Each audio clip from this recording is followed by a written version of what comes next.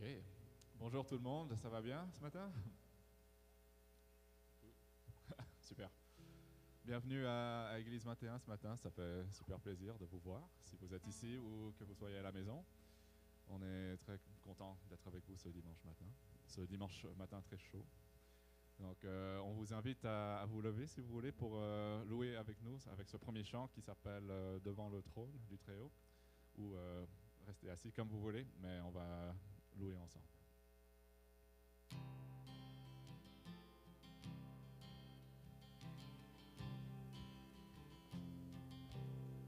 Devant le trône du Très-Haut, mon défenseur saura plaider. Cet avocat s'appelle amour, il intercède pour moi toujours. Mon nom est gravé sur ses mains, mon nom est inscrit sur son cœur, puisqu'il défend ma cause au ciel. Nul ne pourra me condamner, nul ne pourra me condamner.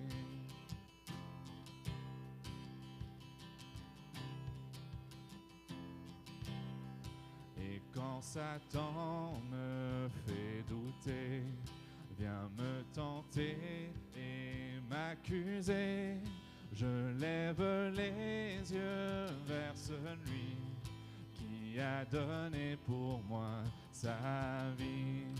Mon sauveur était innocent, sa mort me rend la liberté. Oui, Dieu le juste est satisfait et il pardonne mon péché, et il pardonne mon péché. Voyez l'agneau.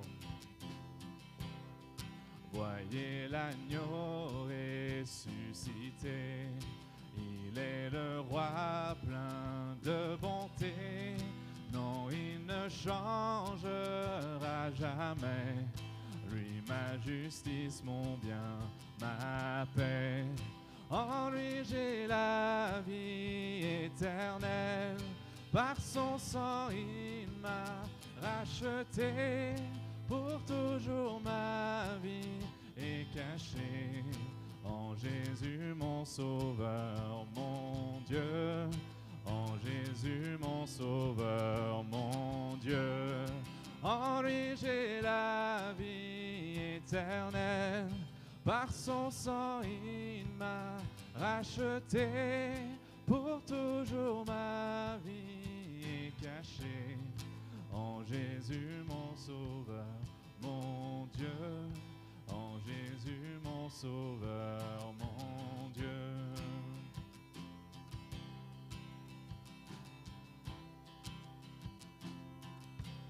Amen.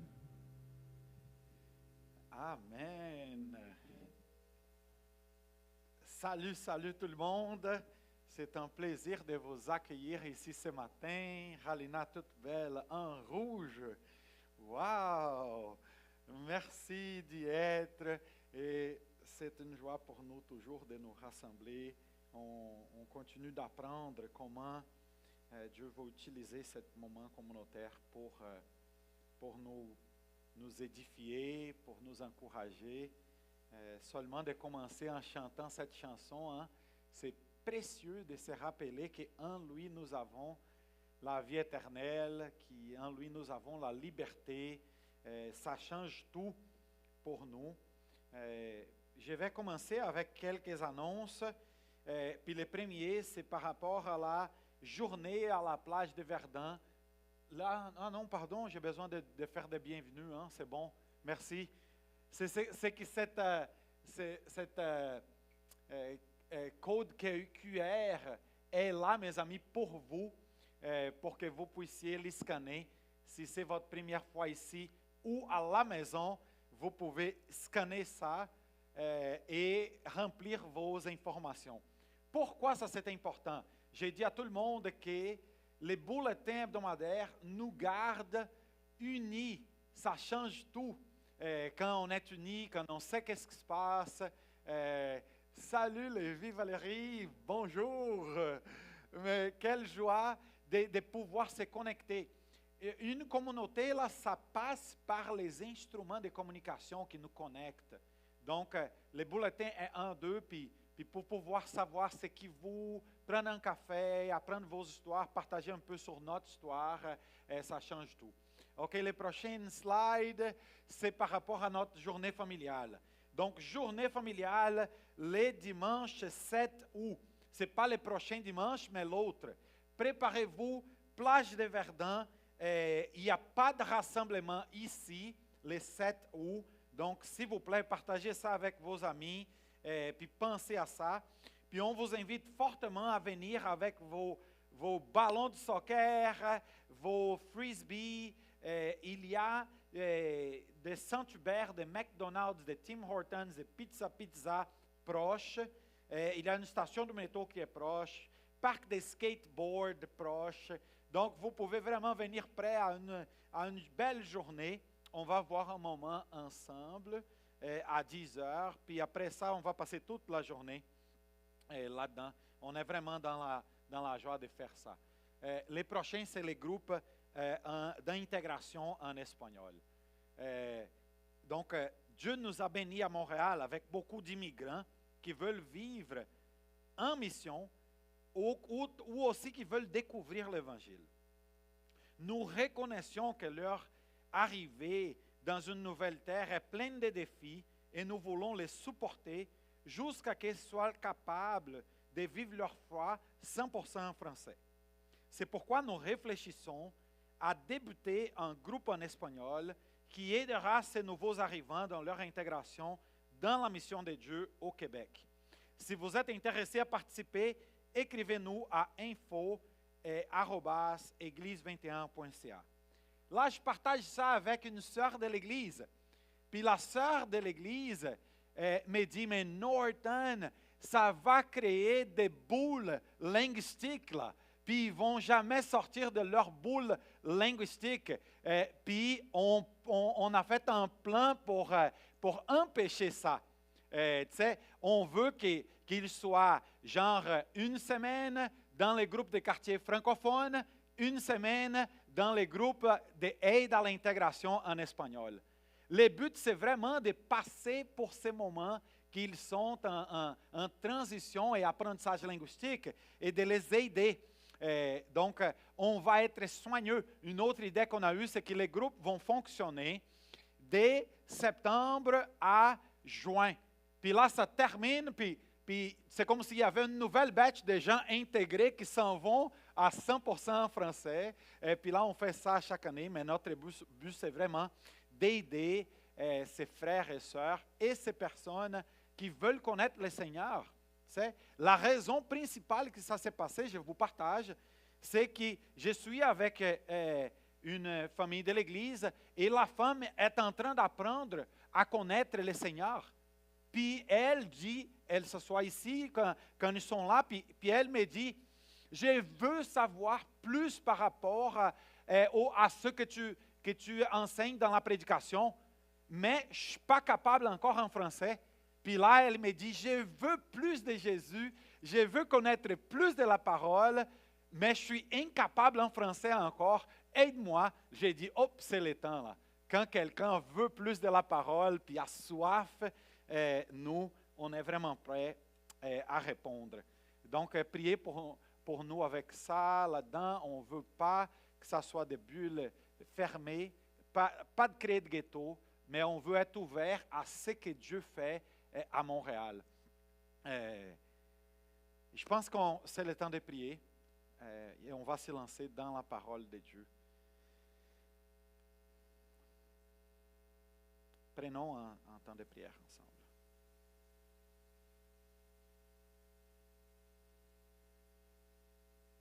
Je te demande de prier pour ton propre cœur et aussi pour moi.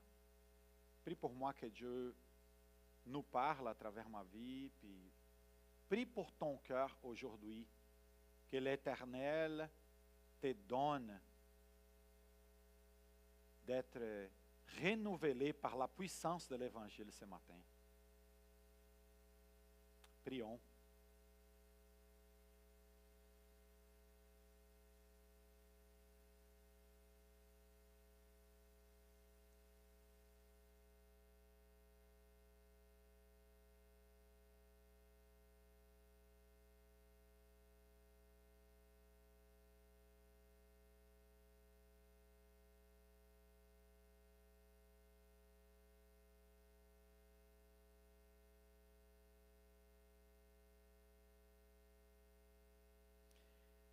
Seigneur Dieu, nous te remercions de combien tu es bon. Seigneur, nous te remercions que tu nous as donné ta parole. Puis ta parole, Seigneur, est une lampe qui allume le chemin, même quand ça fait, Seigneur, noir, puis nous ne voyons pas. Ta parole allume le chemin, Seigneur, puis on veut te glorifier pour ça. À ce moment, Seigneur, nous te demandons que les méditations de mon cœur et les paroles de ma bouche puissent être agréables à toi. Selon, Seigneur, ce que tu veux nous partager. Et Seigneur, je te prie pour nos frères et sœurs, ici et à la maison. Seigneur, que tu puisses nous donner d'être touchés par ta parole ce matin. C'est notre prière tous ensemble, en Jésus-Christ. Amen. Amen. Merci les amis. Si vous ne le savez pas, nous sommes dans une série qui s'appelle Mixtape été. Ça veut dire les différents prédicateurs se rapprochent de différents textes. Puis ils ont l'opportunité de nous partager qu'est-ce que Dieu leur parle le plus fortement. Puis on peut s'approfondir selon ce que Dieu est en train de faire dans la vie de chaque prédicateur qui nous partage. Ce matin, je continue une micro-série que j'ai faite par rapport au terrain. C'est 4 différents types de terrains dans la parabole de terrain qui nous allons étudier ce matin. Puis c'est un cheminement intéressant que nous vivons. C'est quelque chose de spécial parce que nous voyons que cette parabole, elle est dans 3 évangiles. Hein, je vous ai déjà partagé Matthieu 13, Marc 4 et Luc 8. Et il y a toujours cette structure qui est là. Tu sais. Jésus dit, il leur parla en parabole sur beaucoup de choses. Il est en train d'enseigner beaucoup à travers des paraboles. Vous voyez ces phrases dans 2 évangiles là. Puis là, il raconte la parabole. Puis après ça, il dit une phrase qui est importante. On a déjà mentionné ça. C'est que celui qui a des oreilles pour entendre, entend. C'est vraiment Dieu. Jésus est en train de dire, faites attention, c'est important. Puis là, on est en train de se rappeler c'est quoi une parabole, qui c'est une histoire de la vie normale. C'est une histoire de notre entourage. Puis vous voyez celle-là des terrains qui est liée à l'agriculture, les semeurs assortis à semer. Puis on veut apprendre. Jésus utilise ça pour allumer notre compréhension. J'ai trouvé ça tellement beau quand j'ai vu ces versets qui expliquaient c'est quoi une parabole, la réflexion qu'ils ont fait par rapport à ces paraboles-là. Ça nous dit que Jésus, il veut rapprocher la connaissance de Dieu de notre vécu. Ça, c'est rafraîchissant, hein? Dieu n'a pas laissé sa connaissance être une chose déconnectée de notre réalité de vie. C'est un signe de l'Évangile. Dieu veut nous rencontrer. Ça, c'est rafraîchissant. Dieu veut aller là où tu es. Et puis ça, c'est très, très encourageant.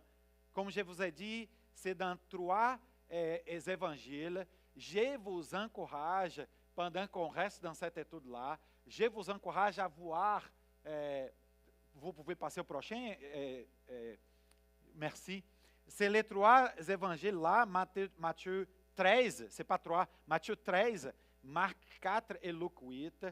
S'il vous plaît, allez goûter, prenez des notes comme Halina, réfléchissez, puis goûtez combien c'est importante cette parabole. Pourquoi? Je vous ai déjà montré, puis je ne me fatigue pas de montrer les prochaines slides, s'il vous plaît, cet verset-là. Les amis, Jésus est en train de dire, cette parabole ouvre une porte à la compréhension des autres. Venez avec moi là. Jésus qui dit ça. Cette parabole, elle ouvre une porte.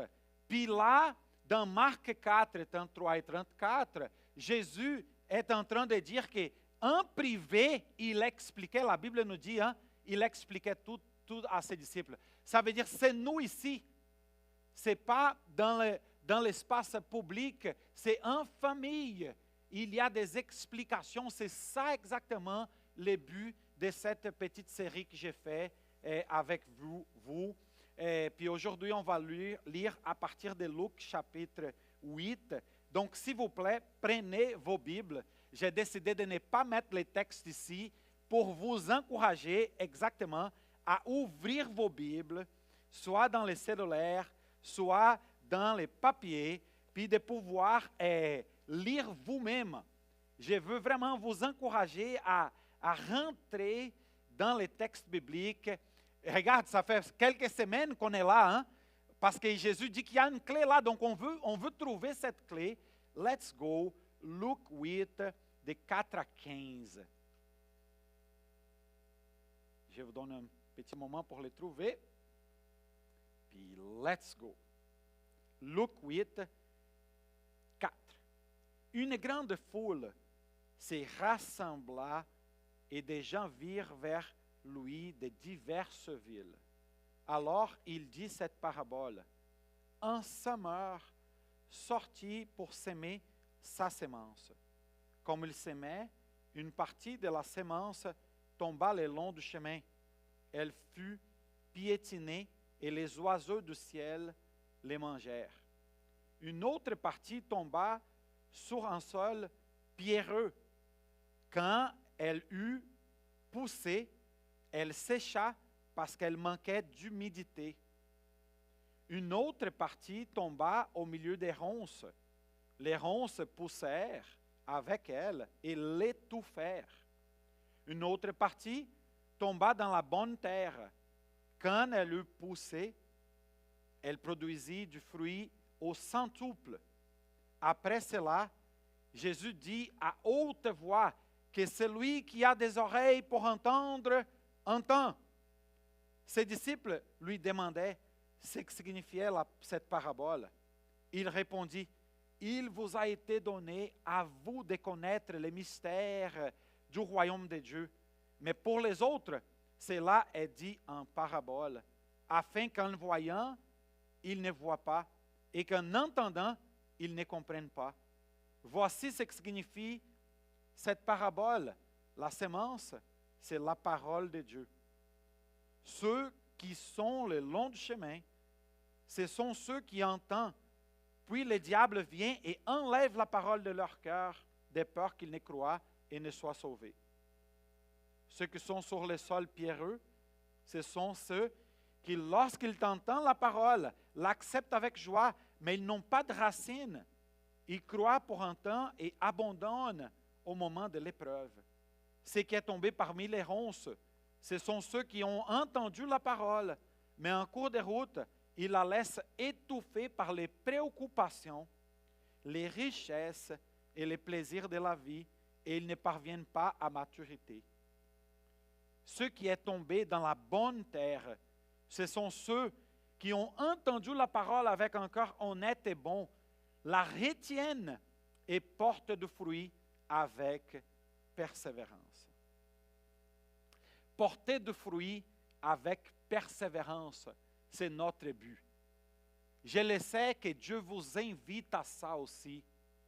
Je répète à chaque dimanche que je crois qu'il y a quelque chose de l'image de Dieu en nous là-dedans. Dans le récit de la création, dans Genèse, Dieu nous parle qu'on a été créé à son image et sa ressemblance. Dieu aime multiplier sa grâce, multiplier son amour. Puis nous, on veut vivre comme ça. Puis on veut multiplier comme Dieu. Beaucoup. Il nous invite à ça. Les amis, quand j'ai pensé à ça, en cherchant des images pour vous, j'ai pensé à plusieurs choses, mais j'ai pensé à un qui était super évident. J'ai oublié de mettre sa photo ici, mais c'était Martin Luther King Jr., qui vous avez entendu parler de lui, qui a été une personne qui a travaillé fort pour le changement de la souffrance des Noirs aux États-Unis. Puis ça a impacté partout au monde. Lui était un pasteur baptiste qui a été élevé dans l'église avec sa maman. Mais imagine les petits professeurs de l'école biblique de Martin Luther King. Il n'imaginait jamais, Krishna, que ce petit enfant, Martin Luther King, qui grandissait en étudiant dans l'école biblique, qu'il allait devenir quelqu'un de si impactant. Ça, c'est nous. On veut avoir ce genre d'impact. On veut voir Henri. Puis on veut voir nos enfants grandir, se développer, puis devenir des petits Martin Luther King, avec le même appel, pas nécessairement, mais avec un impact qui vient bénir le monde, de façon à multiplier la grâce de Dieu.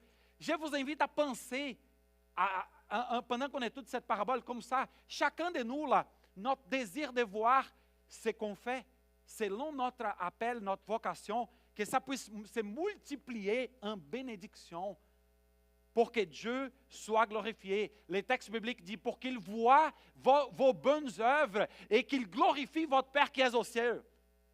C'est ça notre but final, hein? C'est la gloire de Dieu. Donc, c'est qu'il voit nos bonnes œuvres, puis il glorifie Dieu. C'est ça notre désir à Montréal, au Québec, dans le monde. Petit détail, avant d'avancer et étudier les terrains 3 d'aujourd'hui. Si vous voyez les textes, dans les versets 9 et 10, il dit, ses disciples lui demandèrent ce que signifiait cette parabole. Il répondit, il vous a été donné à vous de connaître les mystères du royaume de Dieu. Je ne sais pas pour vous, pour moi ça c'est merveilleux de réfléchir et croire que Dieu nous a donné, à moi et à vous, la grâce de pouvoir connaître les mystères du royaume de Dieu. Puis ce n'est pas pour tout le monde. Ça a été une grâce donnée à ses disciples. Puis je vous demande, comment allez-vous dans cette connaissance des mystères du royaume de Dieu? Êtes-vous dans cette recherche de découvrir ces mystères parce qu'il veut nous donner à vous de connaître ces mystères. Il veut nous expliquer une des raisons pour laquelle il nous a laissé sa parole. Je vais skipper, Diogo, les prochaines slides, puis aller tout de suite à une petite révision. On a étudié le terrain numéro 1, comme vous voyez, Matthieu 13, 19, Marc 4, 15, puis Luc 8, 12. On a vu que dans le premier terrain, la situation qui s'est passée, ça se passe parfois avec nous, ça se passe parfois avec les gens que nous, on évangélise. C'est que la parole, la bonne sémence qui veut nous donner la vie, elle vient, puis Satan qui est contre nous, qui veut nous voler la vie, il vient, il mange la sémence avant qu'elle produise du fruit. C'est très intéressant pour nous de connaître l'opération de Satan là-dedans, pour que nous puissions être attentifs. On a parlé de différentes façons de comment lutter contre Satan là-dedans, la situation du premier terrain. Si vous voulez discuter davantage de ça, je serai au dîner après le service, puis j'ai hâte de discuter avec vous. Deuxième terrain, c'était le terrain, qui était faute de racines. Ça manquait de racines, c'était trop superficiel la terre. Puis là, quand il y avait des défis, difficultés, persécutions, c'était difficile. Puis on a discuté, on a parlé de 5 façons d'approfondir nos racines. Puis Puis je suis disponible pour continuer à discuter avec vous par rapport à ça. Aujourd'hui, le terrain numéro 3, on étude un peu le texte. Venez avec moi. On va faire une petite analyse du terrain 3. Qu'est-ce qui se passe là-bas? Qu'est-ce que Dieu est en train d'enseigner à ses disciples? Qu'est-ce qu'on doit faire attention? Ce qui est important pour nous de faire attention. Puis je crois vraiment qu'à la fin, on va être vraiment encouragé par l'Évangile.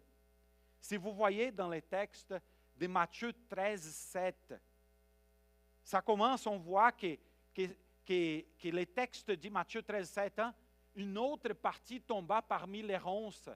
Les ronces poussèrent et l'étouffèrent. Première vérité qu'on voit ici, c'est que si on laisse les ronces pousser, la parole sera étouffée. C'est quoi les ronces dans vos vies? Les choses qui étouffent la parole de Dieu qui vient vous donner la vie, qui vient vous renouveler. J'écoutais avant-hier une vidéo qui parlait de flow. C'est un spécialiste là qui est en train de parler des gens qui vivent dans le maximum de leur potentiel, remplis de vie. Qu'est-ce qui vous étouffe de vivre rempli de la vie de Dieu? Rempli de Dieu, rempli de l'Esprit. C'est quand que vous perdez la patience? Qu'est-ce que vous étouffe la grâce de Dieu au point que vous explosez? Si on laisse les ronces pousser, la parole qui nous transforme sera étouffée. C'est un premier commentaire, on va aller plus profond bientôt.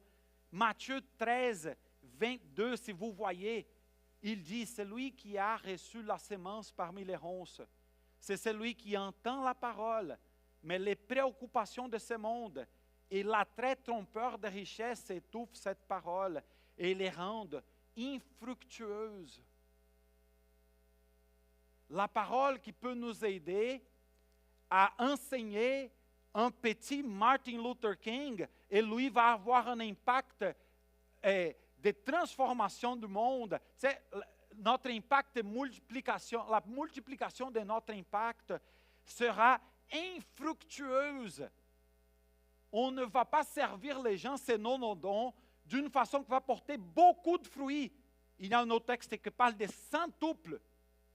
Ça, c'est empêché par cette situation-là. Mais les mots que j'aimerais vous rappeler, les mots que je veux vous arrêter un peu pour faire attention, c'est les mots trompeur. L'attrait trompeur.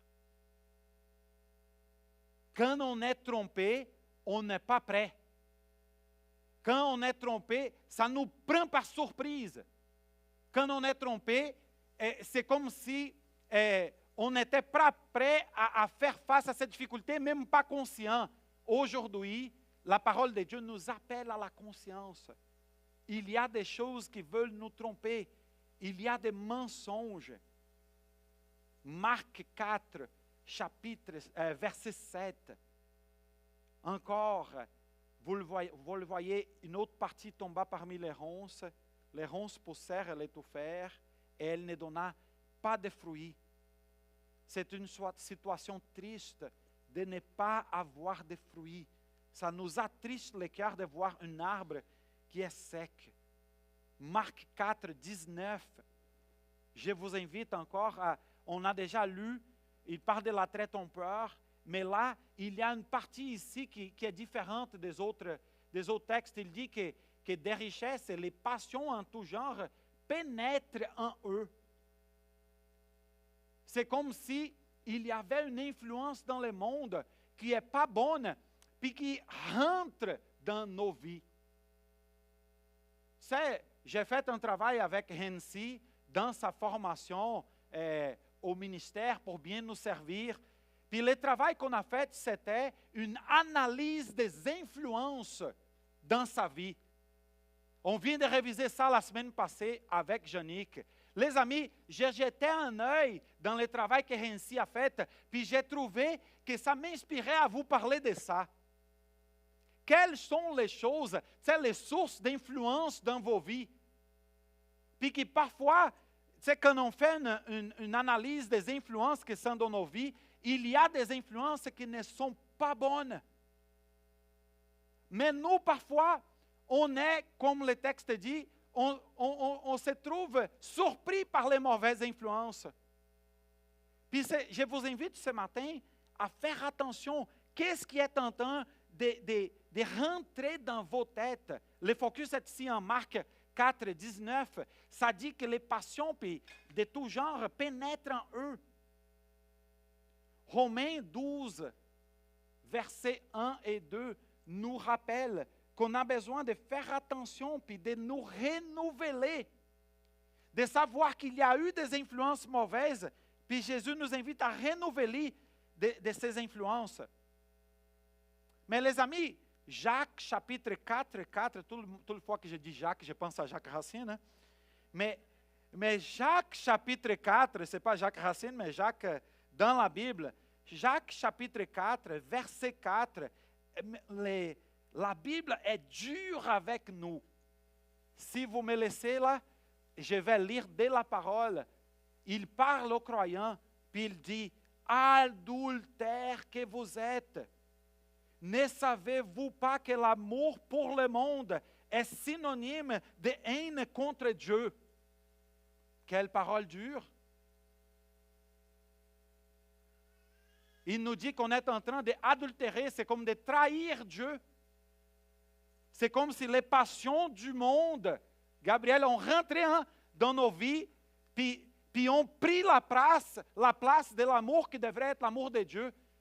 Regarde, j'ai parlé de Renzi, il y a une feuille qui dit c'est quoi les influences dans ma vie. Jésus est la propre vie. Il dit, je suis la porte. Il dit, je suis le pain de la vie. Si nous voulons le pain de la vie, puis nous voulons le pain de la vie, nous ensemble ici, on a besoin de faire attention à qu'est-ce qui pénètre, qu'est-ce qui rentre dans nos vies, dans nos têtes. Parce que l'amitié du monde, l'amour pour le monde, est synonyme de haine contre Dieu. Luc 8, verset 14, Luc 8, 14, c'est important, puis on va passer à la prochaine étape. C'est qu'il dit, à la fin, si vous voyez avec moi jusqu'ici, là, à la fin, il dit que cette situation-là génère des gens qui ne parviennent pas à la maturité.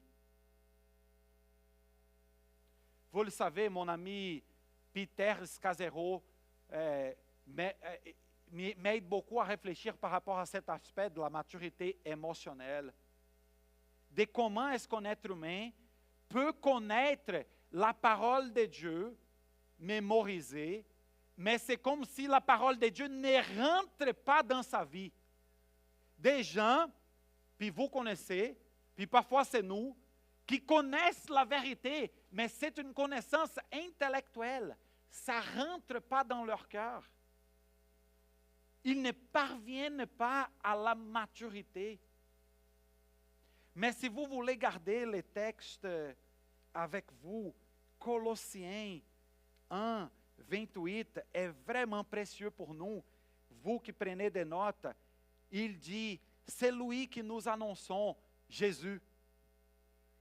Colossiens 1, 28 dit, c'est lui que nous annonçons en avertissant et en instruisant toute personne en toute sagesse afin de présenter à Dieu toute personne devenue adulte en Jésus-Christ. Les amis, c'est le but de Dieu pour nous. Puis c'est une des raisons qu'on étudie un peu plus profondément ces textes. C'est que Dieu veut que nous soyons des personnes matures, résolues. Des personnes qui incarnent l'amour de Dieu de façon profonde.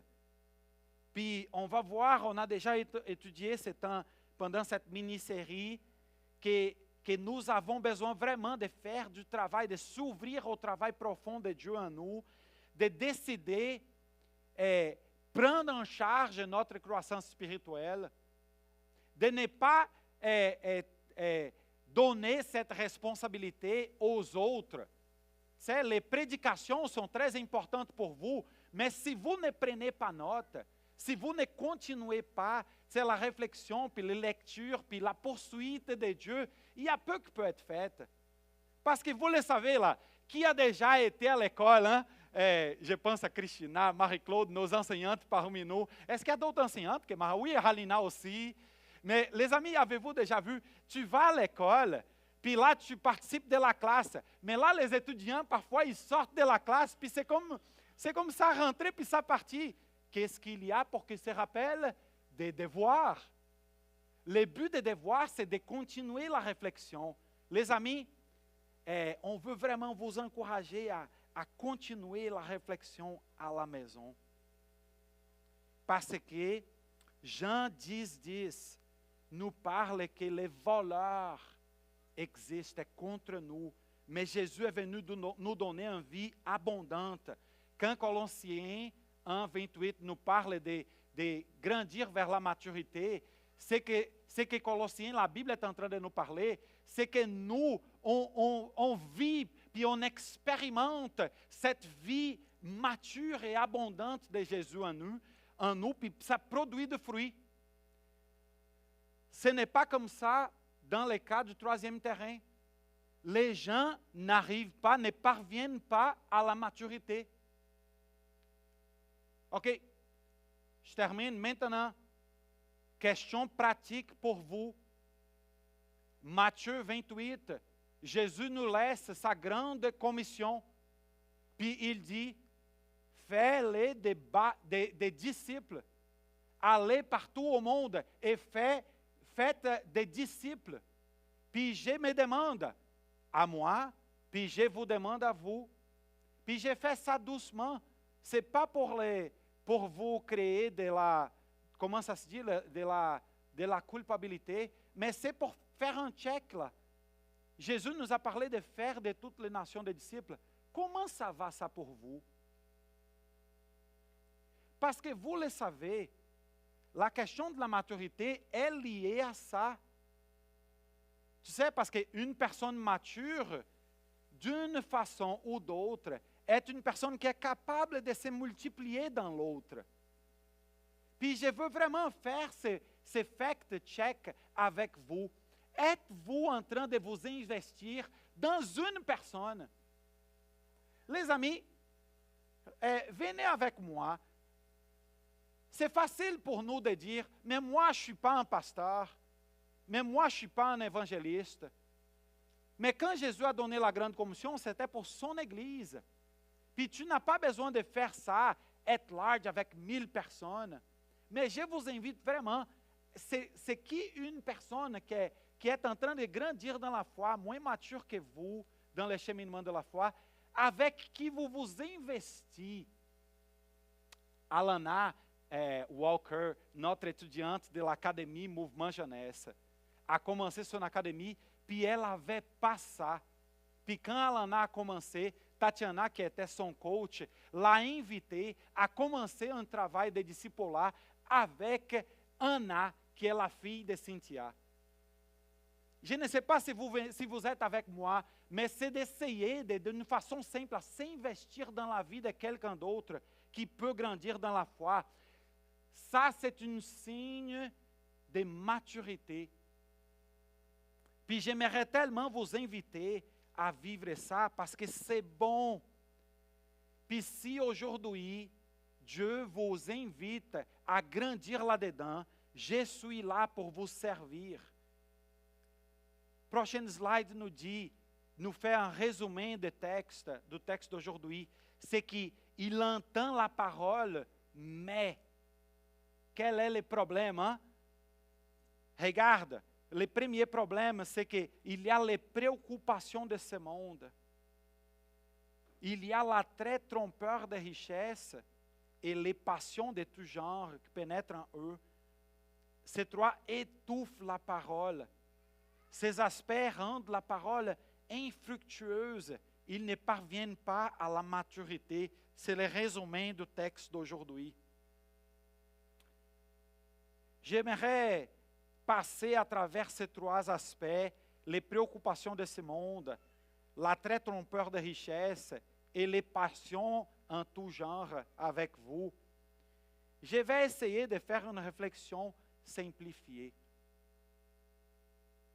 Il me semble que ces trois aspects, les amis, ont à voir avec notre désir d'être suffisant en nous-mêmes.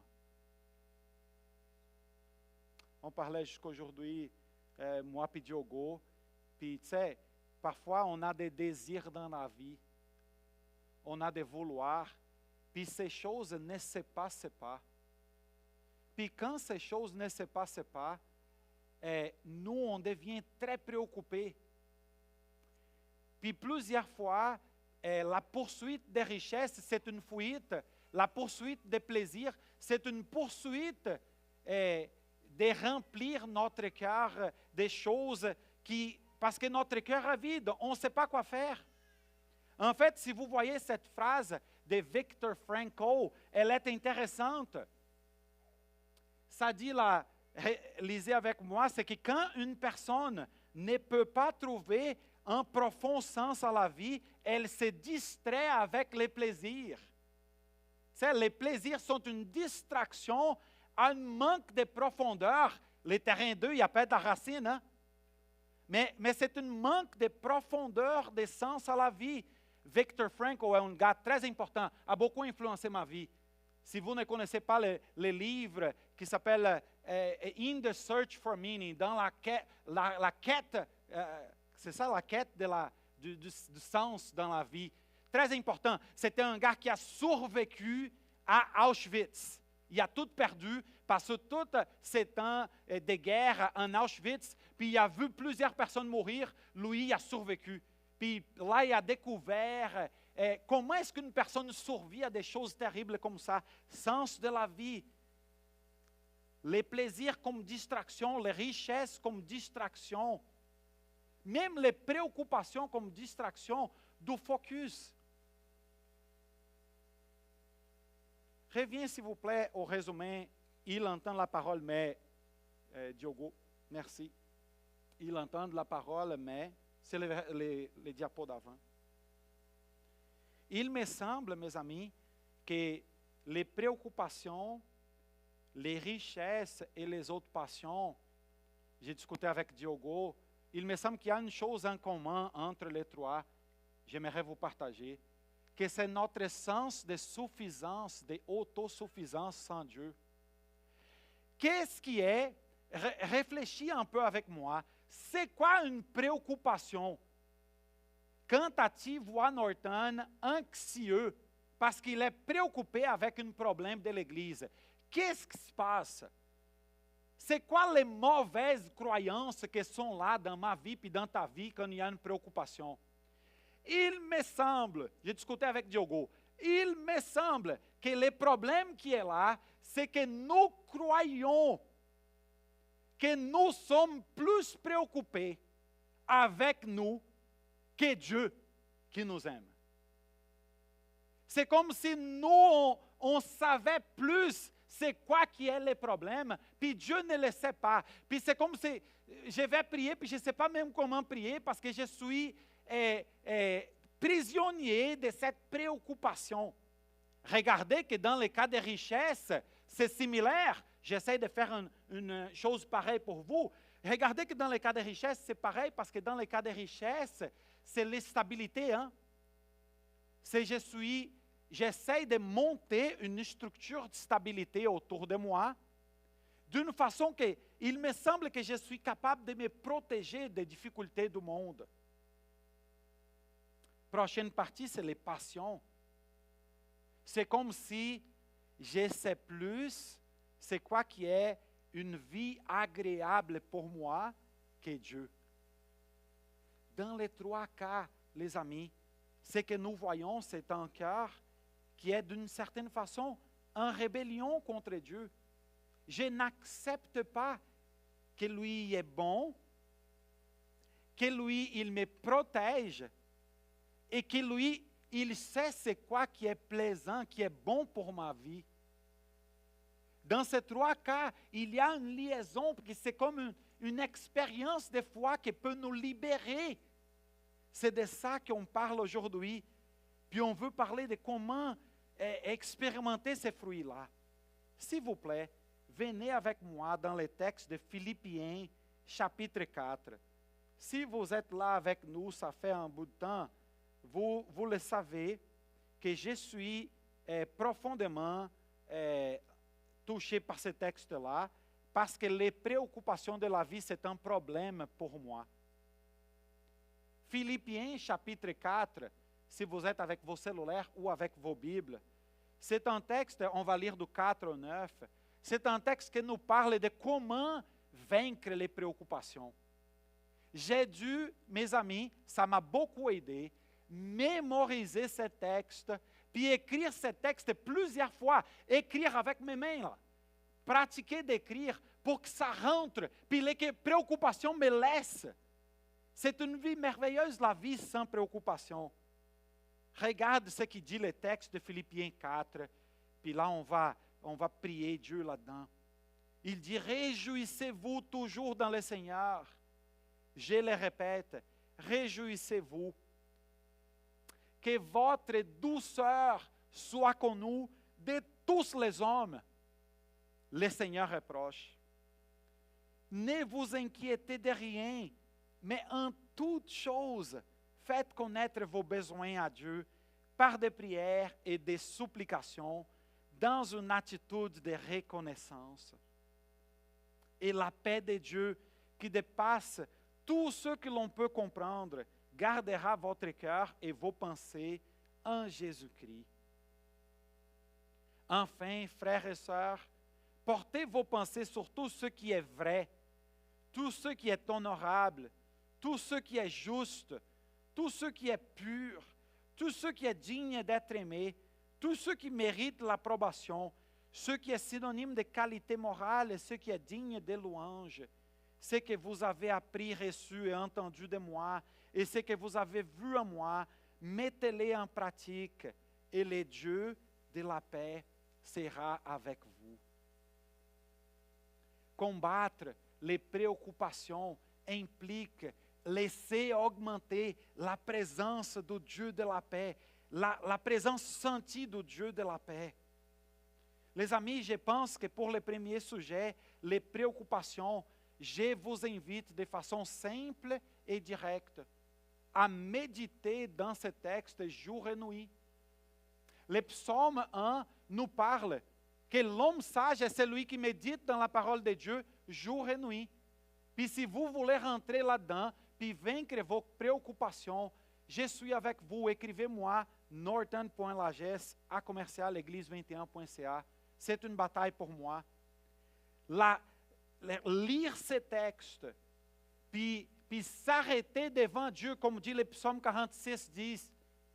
Arrêtez et sachez que je suis Dieu. Puis laissez ces textes rentrer, écrire. Puis découvrir. Dans mes réflexions, je disais, OK, c'est quoi qui est vrai, c'est quoi qui est honorable, juste, pur, digne d'être aimé, mérite l'approbation, synonyme de qualité morale, qui est digne de louange.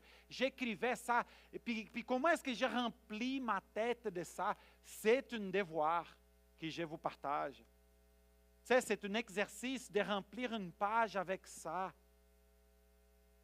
L'invitation de ne s'inquiéter de rien est possible. Dieu nous aide là-dedans. Puis je te dis, ton mari, ta femme, ton papa ou ta maman, ou tes enfants seront très reconnaissants. Parce qu'une personne qui est préoccupée est normalement une personne amère. Puis c'est pour ça que le texte dit, jusqu'avant de dire ne vous inquiétez de rien, il dit que votre douceur soit connue de tous les hommes. S'il manque de douceur, c'est possible que les préoccupations soient trop hautes. C'est le temps de recul, silence, mémoriser, prier Dieu, puis rester dans ce texte-là. Waouh, vaincre les préoccupations, c'est possible. La deuxième chose, c'est les richesses. Puis là, je vais passer rapidement parce que c'est assez simple ma suggestion pour vous, chers frères et sœurs. C'est de pratiquer la générosité. Puis vous m'avez déjà dit ça ici. Les amis, c'est très important qu'au minimum, une fois par année, je vous suggère à chaque mois, ok? J'ai dit à tout le monde, c'est mieux de donner dans l'église à chaque mois, ça garde un rythme. Selon moi, pourquoi? Parce qu'une fois par année, c'est trop long, on oublie. Puis ce qu'on fait quand on va donner généreusement, là, soit ici à l'église, soit avec les gens en besoin, ce qu'on fait, Diogo, quand on pratique la générosité, on est en train de perdre notre argent qui est là, qui est très cher pour nous, on a travaillé fort pour cet argent-là. On met devant nous à la table, puis on dit, c'est moi qui t'ai, tu ne m'as pas. C'est moi qui suis ton propriétaire, argent. Ce n'est pas toi qui es mon propriétaire. La personne qui a été trompée par l'attrait des richesses, elle n'a pas compris que les richesses les tiennent. Les richesses l'ont dominé comme esclave. Ce n'est pas toi qui m'as, c'est moi qui t'ai, puis par la grâce de Dieu, je peux te prendre, puis je peux pratiquer la générosité. Les amis, puis la générosité est dans l'argent, mais la générosité est aussi dans le temps. Parce que c'est les Américains qui ont inventé la phrase qui dit que time is, c'est ça, hein? Time is money. Ça veut dire quand tu donnes de ton temps généreusement, ça fait aussi une liberté. L'objectif de cette pratique de générosité, la Bible nous enseigne à vivre la générosité, mais l'objectif qui est là, c'est vraiment de nous libérer de cet mensonge, cet attrait trompeur de richesse. Si c'est une chose qui est facile pour toi, c'est possible que vous êtes là, puis aujourd'hui vous dites, moi, je suis très, très généreux. C'est possible que vous dites, moi là, je suis une personne, et il y a des gens qui disent, je donne la dîme, j'aide les pauvres, j'aide des institutions, je soutiens un enfant comme Halina nous encourage à travers Compassion en Afrique, en Haïti, dans les pays des moins de ressources. Je suis très, très généreux. Si c'est ça ton cas, tu as un défi aujourd'hui. Parce que nous parlons de multiplier la grâce de Dieu. Pouvez-vous enseigner ça à quelqu'un d'autre? C'est une immense invitation, hein? Prendre une personne qui est esclave de son autoprotection à travers les richesses, puis l'aider à se libérer de ça et à être très généreux. Et on peut vivre ça. Soit on peut, si vous êtes très mature là-dedans, aider quelqu'un d'autre, ça devient un défi pour vous. Si ce n'est pas facile pour vous, je vous encourage à pratiquer. Il y avait un ami qui me disait, toi là, tu as de la misère à donner 10%, commence avec 1%. Puis dans 2 mois, va à 2%. Puis dans 3 mois, va à 3%. Puis fais ça lentement, mais continue de grandir, de travailler ta générosité. Ça va te libérer de l'attrait des richesses. Plaisir. C'est notre troisième géant d'aujourd'hui. C'est ça, les plaisirs. J'aime toujours dire que nous sommes une machine à plaisir. Hein? Puis que Dieu ne nous a pas créés comme ça pour nous faire mal. Dieu veut vraiment qu'on puisse se découvrir les plaisirs dans sa présence. Mais, comme on a vu dans le cas d'Adam et Ève, la parole de Dieu est très claire. Ne mangez pas de cet arbre-là. Dieu a dit à Adam et Ève. Et Dieu nous dit, ne faites pas certaines actions parce que le fruit n'est pas bon. Donc, j'aimerais vous rappeler, en parlant de plaisir, que Dieu est pour le plaisir. mais c'est le plaisir dans sa présence. C'est pour ça que je vous invite toujours à réfléchir par rapport au sabbat. C'est la pratique du sabbat est rien d'autre qu'à chaque semaine s'arrêter pour découvrir les plaisirs en Dieu. Pour s'arrêter et se concentrer dans les plaisirs en Dieu. Ça commence par s'arrêter et savoir que Dieu est Dieu, se reposer, se réjouir, découvrir la réjouissance dans la contemplation de la grâce de la personne de Dieu. C'est ça le principe du sabbat à chaque semaine. C'est une journée dédiée à cette vie de contemplation de la gloire de l'Éternel. Ça nous rappelle que Dieu est bon pour nous, puis il nous a fait une machine à plaisir. Donc, il nous invite à aller dans les fleuves Saint-Laurent, nager dans la plage de Verdun. Amen. Yes. Aller nager dans la plage de Verdun, dans le sens que Dieu t'invite à se réjouir. Il t'a fait pour te réjouir. Let's go, réjouissons-nous. Parce que le plus qu'on se réjouit dans la présence de l'Éternel, le plus que ces plaisirs qui ne sont pas bons vont perdre notre attention. Vous le savez, là, les textes de Jean 6 que vous avez là, je suis toujours en train de me référer à ces textes-là.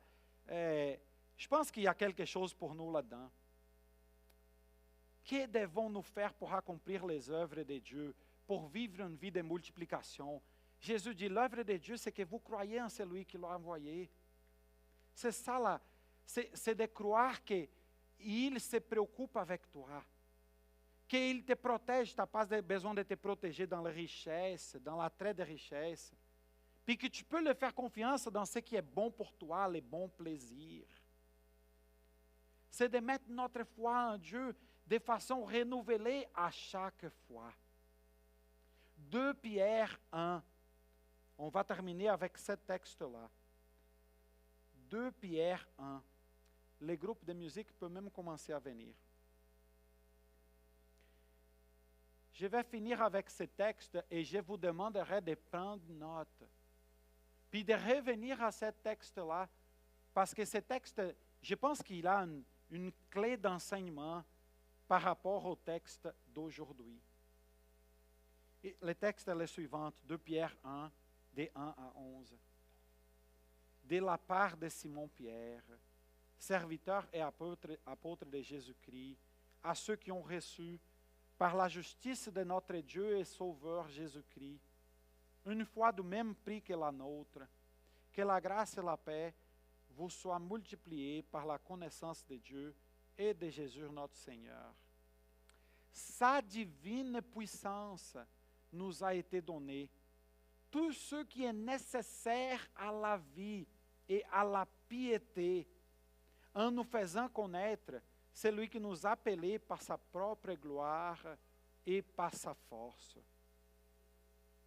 Celle-ci nous assure les plus grandes et les plus précieuses promesses.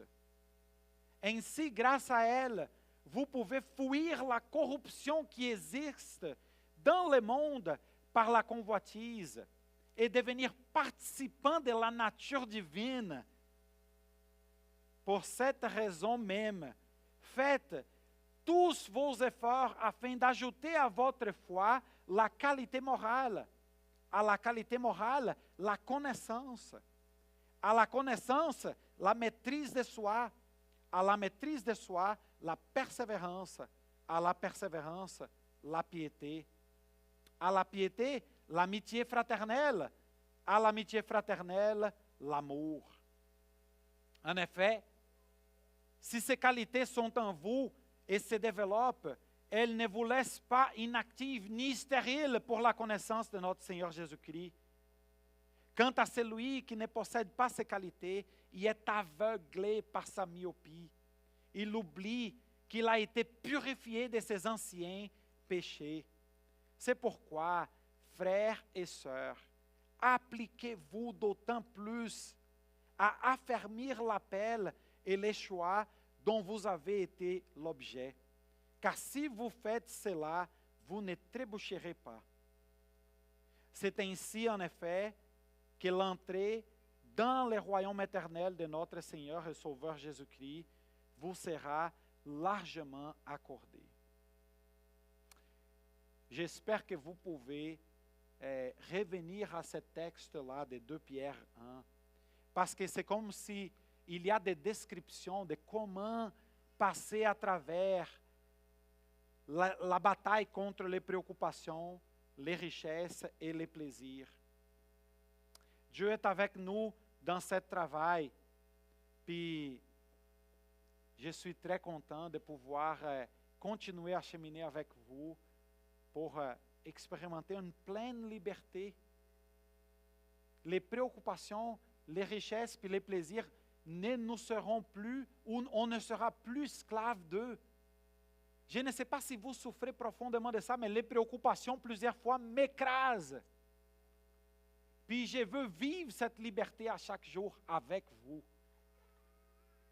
Les richesses qui essayent de nous contrôler, les plaisirs qui nous tentent de tellement proches, on peut être libéré de ça avec la grâce de Dieu qui va nous baigner.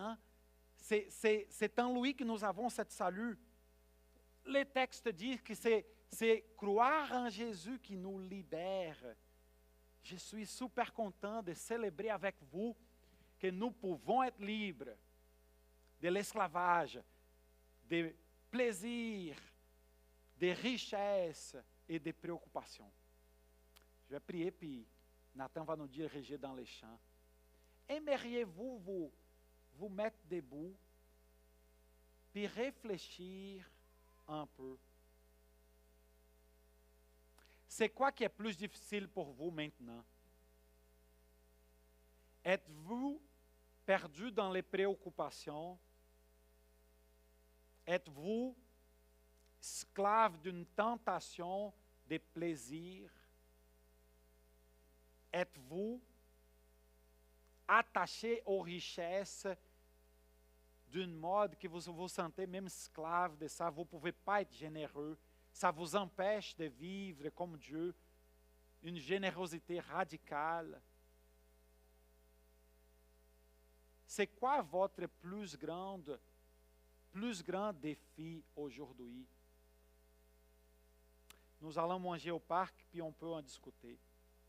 Je prie pour vous. Seigneur Jésus, voici ton peuple. Seigneur, ce que nous voulons, c'est que notre vie et notre influence puissent produire des bénédictions pour ton Église, que nous puissions vivre et multiplier tellement de bonnes œuvres, que les personnes puissent te glorifier en voyant ces bonnes œuvres, comme dit ta parole. Seigneur, nous ne pouvons pas vivre ça sans ton esprit. On t'écrit ce matin. Seigneur, aide-nous, libère-nous, Seigneur.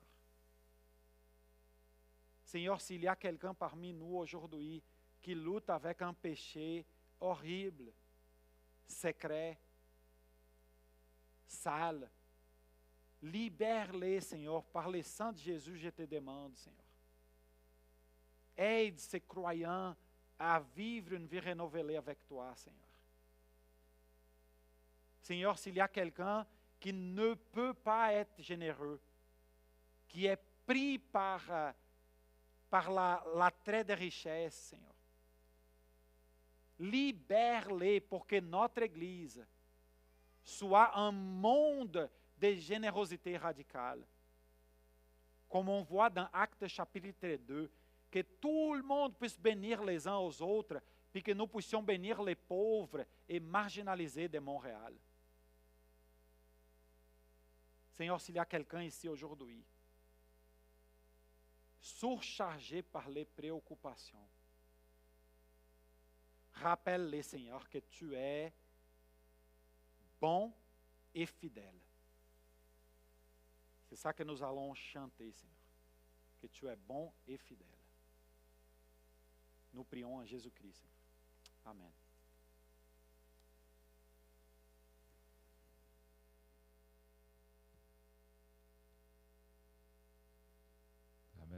Merci Norton. On va continuer avec un moment de louange, avec un chant qui s'appelle « Ce nom est si merveilleux », qui parle de Jésus, de cet exemple parfait de maturité et de proximité de Dieu. Mais non seulement ça, mais il est mort pour nous et il nous aime et il nous invite à nous approcher de lui. Donc, on va glorifier Jésus pour ça. Si vous voulez vous lever, sentez-vous libre. Si vous voulez rester assis, c'est comme vous voulez pour rentrer dans cet espace de gloire à Dieu et de louange pour Dieu. Si vous sentez que vous voulez donner aussi à l'Église comme façon de rendre gloire à Dieu, on a l'option de la petite boîte noire pour l'offrande qui est juste là aussi. Il y a aussi un code QR à l'écran pour donner en ligne. Donc, mais on va chanter en ce moment pour rendre gloire à Dieu.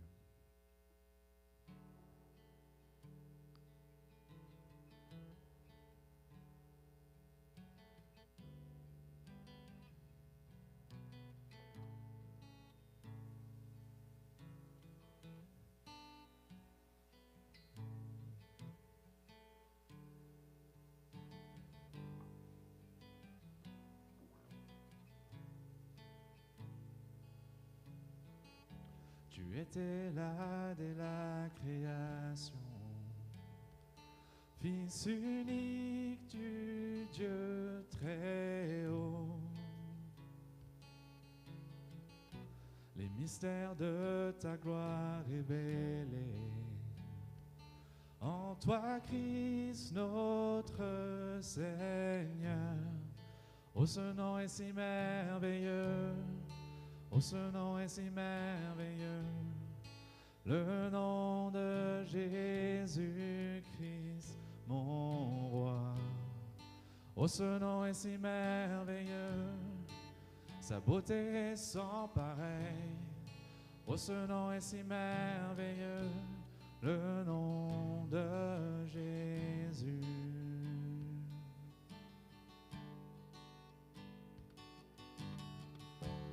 N'a pas voulu les cieux sans nous. Alors Jésus, tu es venu. Ton amour a vaincu mon péché. Rien ne peut nous séparer. Oh, ce nom est si glorieux. Oh, ce nom est si glorieux. Le nom de Jésus-Christ, mon roi. Oh, ce nom est si glorieux, sa beauté est sans pareil. Oh, ce nom est si glorieux, le nom de Jésus. Oh, ce nom est si glorieux, le nom de Jésus.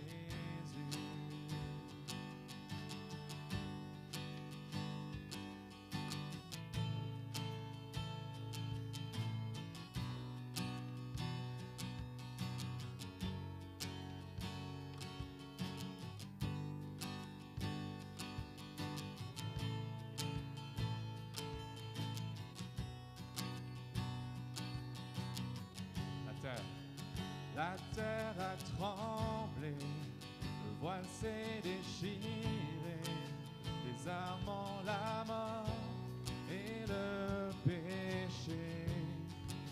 Les cieux chantent ta gloire, l'écho de ta victoire, car Dieu tu triomphes, ressuscité. Tu es sans rival, tu es sans égal, Dieu tu triomphes à tout jamais. À toi soit le règne, à toi soit la gloire, ton nom surpasse tout autre nom. Oh, ce nom est victorieux, oh, ce nom est victorieux, le nom de Jésus-Christ, mon roi. Oh, ce nom est victorieux, sa puissance est sans pareil. Oh, ce nom est victorieux, le nom de Jésus. Tu es sans rival, tu es sans égal. Dieu, tu triomphes à tout jamais. À toi soit le règne, à toi soit la gloire. Ton nom surpasse tout autre nom. Oh, ce nom est victorieux. Oh, ce nom est victorieux. Le nom de Jésus-Christ, mon roi. Oh, ce nom est victorieux. Sa puissance est sans pareil. Oh, ce nom est victorieux. Le nom de Jésus. Oh, ce nom est victorieux, le nom de Jésus. Oh, ce nom est victorieux, le nom de Jésus.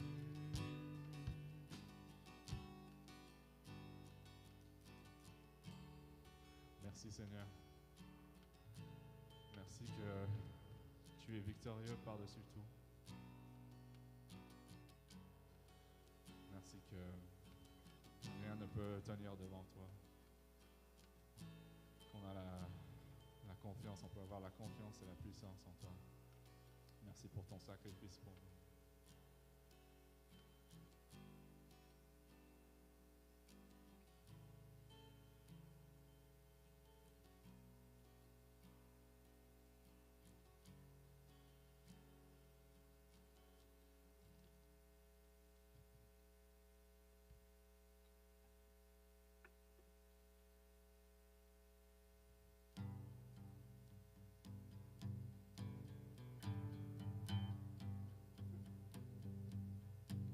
Dans la joie, quand le soleil m'inonde, sur les monts où ta présence abonde.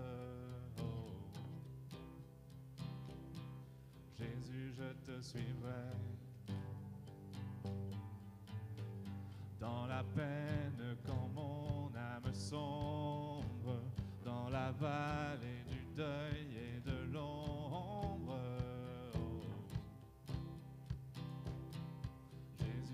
Je suivrai,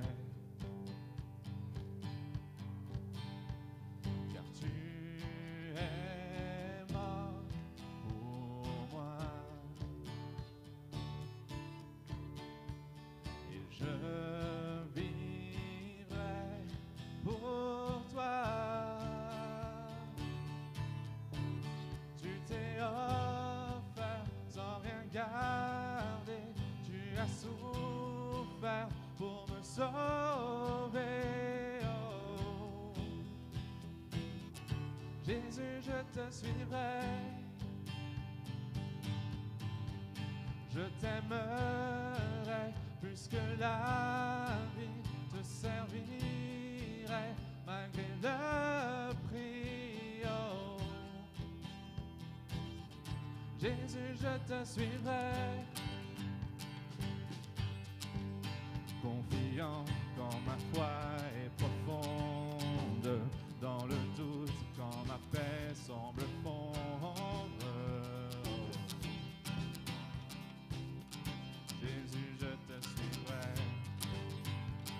car tu es mort, car tu es mort pour moi.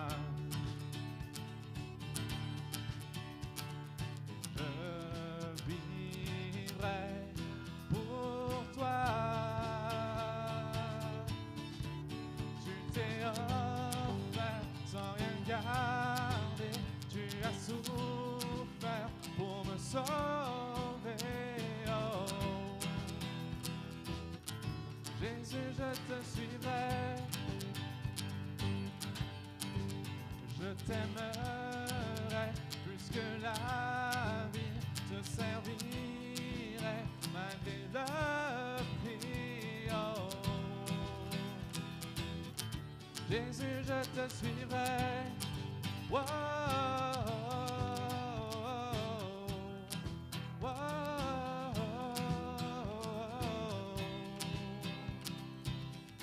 Jésus, je te suivrai.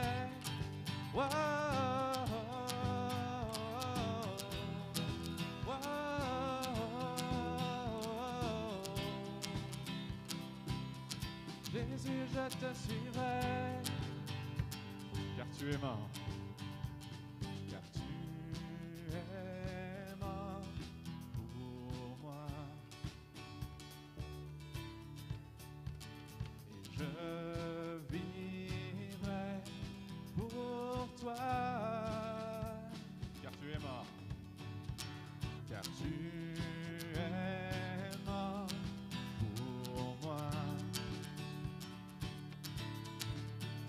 Et je vivrai pour toi.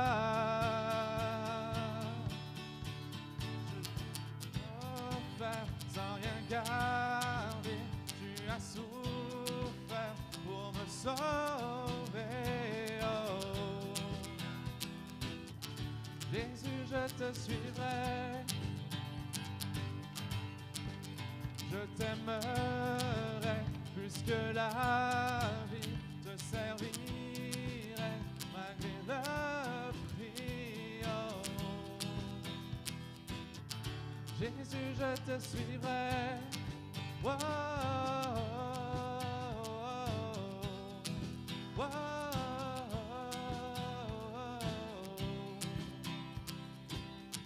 Jésus, je te suivrai. Oh, oh,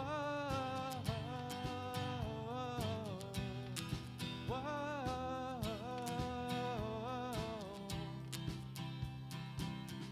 Jésus, je te suivrai.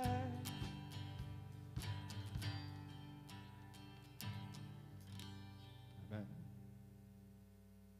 Amen. Quelle joie de chanter avec toi, Nathan. Merci. Les amis, j'aimerais vous rappeler là, que tout ce qu'on vit, c'est vraiment à partir de la grâce de Dieu. Ézéchiel 36, le verset 25 dit « Je vous aspergerai d'eau pure et vous serez purifiés. Je vous purifierai de toutes vos impuretés et de toutes vos idoles. Je vous donnerai un cœur nouveau et je mettrai en vous un esprit nouveau. » C'est ça la promesse que nous avons de Dieu. C'est que dans le cheminement du discipulat, je te servirai malgré les prix. Nathan vient de chanter avec nous. Les prix, c'est le prix du discipulat. Cette croissance vers la maturité qui nous demande d'abandonner certaines choses. Mais c'est lui qui fait ça. C'est lui qui va nous aspergir, nous purifier. Il a fait ça dans vos vies, puis il le ferait encore. Donc, partez avec cette assurance que c'est le travail de Dieu en nous qui change tout. Cherchons la face du Seigneur cette semaine. Laissons-le nous visiter, nous encourager avec sa parole. Puis prions ensemble avant de partir. Seigneur Jésus, nous sommes dans la joie de nous rassembler pour entendre ta voix, Seigneur. Pour chanter à la gloire de ton nom, Seigneur. Seigneur, donne-nous de vraiment nous réjouir dans ta présence. Seigneur, en sachant que ta victoire sur la mort et sur le péché nous a libérés pour te faire confiance, Seigneur. Merci pour ça. C'est ça notre joie dans les dimanches qu'on se rassemble, Seigneur. Nous te prions au nom de Jésus. Amen. Regarde, on s'en va maintenant prendre notre dîner puis partir au parc Dorchester. Donc, vous êtes les bienvenus de venir avec nous. Est-ce que vous pouvez donner un fort main d'applaudissements à notre groupe musique d'aujourd'hui? Puis, let's go, merci. Vous pouvez mettre les sons. Je ne sais pas si Nathan veut jouer 5 chansons pour nous encore, mais... Non, mais je pense que c'est le temps. On a besoin de défaire les choses. Mais merci d'être venu. Que Dieu vous bénisse.